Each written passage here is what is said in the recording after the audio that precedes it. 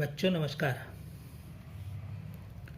आज हम कक्षा 10 विषय विज्ञान अध्याय 2 अम्ल क्षारक तथा लवण में कल क्षारक के साथ अधात्विक ऑक्साइड की अभिक्रियाएं पढ़ाया था। अब उसके आगे एक प्रश्नावली है, तो उस प्रश्नावली के जो प्रश्न हैं उनका उत्तर देंगे। तो देखिए प्रश्न संख्या 1। पीतल एवं तांबे के बर्तनों में दही तथा खट्टे पदार्थ क्यों नहीं रखने चाहिए? तो इसका आंसर है, क्योंकि हम जानते हैं कि धातुएं जो है अम्ल के साथ अभिक्रियाएं करती हैं। तो चूँकि दही और खट्टे पदार्थ में अम्ल होते हैं, तो वो पीतल और तांबे के साथ रिएक्शन करके हानिकारक पदार्थ बनाते हैं। तो उसी का उत्तर हमने यहाँ लिखा है। दही तथा खट्टे पदार्थों में उपस्थित अम्ल तांबे अथवा पीतल से अभिक्रिया करके स्वास्थ्य के लिए हानिकारक लवण उत्पन्न करता है। अतः इन्हें कांच अथवा चीनी मिट्टी के बर्तनों में रखना चाहिए। अगला प्रश्न संख्या 2। धातु के साथ अम्ल की अभिक्रिया होने पर सामान्यतः कौन सी गैस निकलती है? एक उदाहरण के द्वारा समझाइए। इस गैस की उपस्थिति की जांच आप कैसे करेंगे? तो जब हमने धातु के साथ अम्ल की अभिक्रिया समझाया था आपको, तो उसमें हमने आपको एक प्रयोगशाला विधि भी बताई थी, जो प्रयोगशाला में संभव है साधारणतया। तो वो जिंक के साथ सल्फ्यूरिक अम्ल की रिएक्शन होती है। तो उसी रिएक्शन का हम उदाहरण यहाँ दे रहे हैं। तो सबसे पहले धातु के साथ अम्ल की अभिक्रिया होने पर सामान्यतः कौन सी गैस निकलती है? हाइड्रोजन गैस निकलती है। इस गैस अर्थात हाइड्रोजन के परीक्षण हेतु एक जलती हुई मोमबत्ती परखनली के मुंह के पास लाने पर वह धड़ाके की आवाज़ अर्थात पॉप भी कहते हैं इसको, पॉप की आवाज़ के साथ जलती है। जैसे ये उदाहरण पूरा रासायनिक अभिक्रिया दी गई इसकी।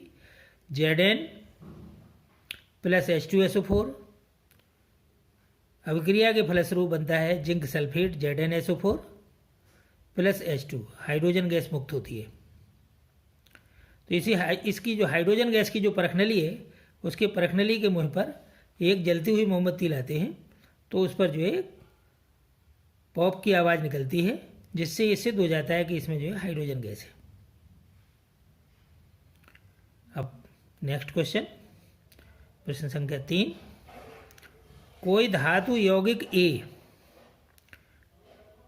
तनु हाइड्रोक्लोरिक अम्ल के साथ अभिक्रिया करता है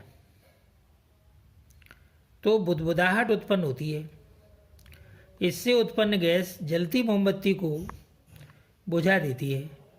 यदि उत्पन्न यौगिकों में से एक कैल्शियम क्लोराइड है, तो इस अभिक्रिया के लिए संतुलित रासायनिक समीकरण लिखिए। तो हमें इसमें पता करना है कि ये यौगिक A क्या है। रिएक्शन जो संतुलित रासायनिक समीकरण लिखना है, वो हमें तभी हम इसको रासायनिक समीकरण लिख सकते हैं जब हम ये पता कर लें कि ये यौगिक है क्या। तो एक तो हमें अभिकर्मक एक तो ये मिल गया हाइड्रोक्लोरिक अम्ल, और एक उत्पाद हमें ये मिल गया जो गैस है। कौन सी गैस है? जो बुदबुदाहट के साथ उत्पन्न होती है, और ये उत्पन्न गैस जलती हुई मोमबत्ती को बुझा देती है। तो ये गैस जो है कार्बन डाइऑक्साइड गैस होती है। तो एक तो आपको ये कार्बन डाइऑक्साइड गैस, ये हमें एक प्रोडक्ट मिल गया। अब हमें यौगिक A के बारे में पता करना है। तो चूंकि यहाँ हमें हो रहा है CaCl2, कैल्शियम क्लोराइड बन रहा है, तो इसका मतलब है CaCO3 यौगिक है धातु के रूप में, जो हमें जो है यौगिक A धातु यौगिक है जो हाइड्रोक्लोरिक अम्ल के साथ रिएक्शन करके CO2 गैस उत्पन्न करता है। तो अब देखिए आंसर, देखिए इसका यौगिक A तनु HCl से अभिकृत होकर बुदबुदाहट के साथ जो गैस निकलती है वह CO2 कार्बन डाइऑक्साइड गैस है, क्योंकि CO2 से जलती हुई मोमबत्ती बुझ जाती है। अब इसमें चूंकि एक उत्पाद कैल्शियम क्लोराइड है, इसलिए यौगिक CaCO3 है। तो अभिक्रिया निम्नलिखित है। तो ये अभिक्रिया देखिए, CaCO3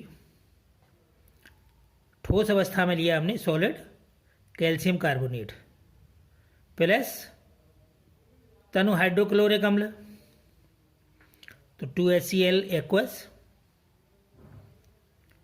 अभिक्रिया के फलस्वरूप calcium chloride CaCl2 aqueous, calcium chloride का जलीय विलयन प्राप्त होता है, H2O जल प्राप्त होता है और plus CO2 carbon dioxide gas निकलती है। तो इस प्रकार से, और ये संतुलित रासायनिक समीकरण है ये।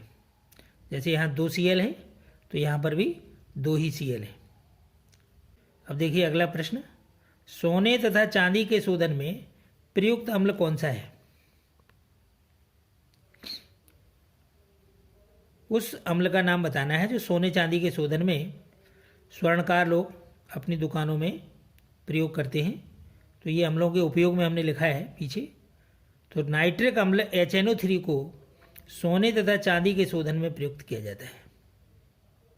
यदि इसमें आपको कोई प्रश्न समझ में ना आया हो, कोई समस्या हो, तो आप कमेंट बॉक्स में जाकर कमेंट कीजिए। धन्यवाद।